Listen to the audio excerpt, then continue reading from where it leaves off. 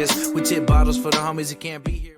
All right, y'all, welcome back to the show. Once again, we got another special guest right here. You want to introduce yourself to the people real quick? Yeah, my name is AntSoDipd, coming out of Fremont, California. Up and coming artist, just trying to do my thing, get my name out there, put on for my city. Yeah, okay. Yes, sir. It's not really you don't really hear too much coming out of Fremont in terms of like music and stuff. So how did you get into making music in the first place? Well, honestly, man, music's just been a part of me. I've grown up all throughout the Bay Area. I've lived in different cities from Hayward, Alameda, all the way to the Valley, but Fremont's where I'm from. And I just started making music because we still get a part of the culture. We're only 20 minutes away from Oakland, and people try to sleep on that. You know what I'm saying? We got people from the town coming in.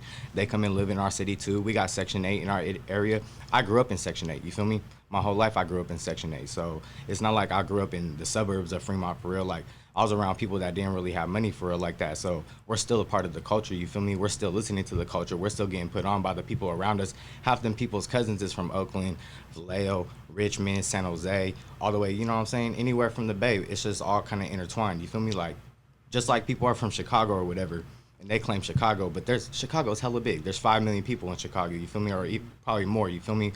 So if you think about the Bay Area as a whole like that, we're just another part of it, you feel me? Like, you gotta include us too. What was your experience? How many years did you spend in Fremont? Was that your childhood? Yeah, it was like most of my childhood for the most part. Like, it was back and forth because my family's from Fremont, you know what I'm saying? Like, going back all the way from the 70s, you feel me? I have family from Oakland, I got family from Hayward, and I got family from Fremont. Like, that's just how it kind of intertwined all through the East Bay, you feel me? So it's kind of back and forth. I spent, like, I would say, like, majority of my childhood out there, growing up in Section 8, like I said, throughout the apartment complexes or whatever. You know what I'm saying? If you go through the city, there's a bunch of apartment complexes, and if you go through now, there's even more, you feel me? And they're still building Section 8 suburbia. That's what I call it. It's like the suburbs, but it's Section 8. So, yeah, it's different out there. It's definitely different. I'm not going to say it's a typical, like, hood, kind of like where everybody else is, but just don't get it twisted. There's real ones everywhere, you feel me? You know? Was there a lot of, like influences, even, like, bad influences? I mean, there's good and bad, yeah. People don't really know this about Fremont, but it's like a drug hub.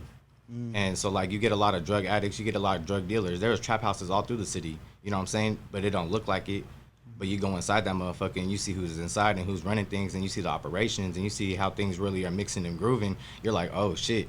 You wouldn't even think you're in Fremont, you feel me? Like, you'd be like, okay, yeah, we in the Bay. You know what I'm saying? That's when it's like, oh, wait, yeah, we in the Bay. They see what's really going on. And I'm not trying to say it's hella hard or whatever, but there's hustlers out there, so there's definitely influence. And like I said, just being throughout the Bay Area, you get the influence.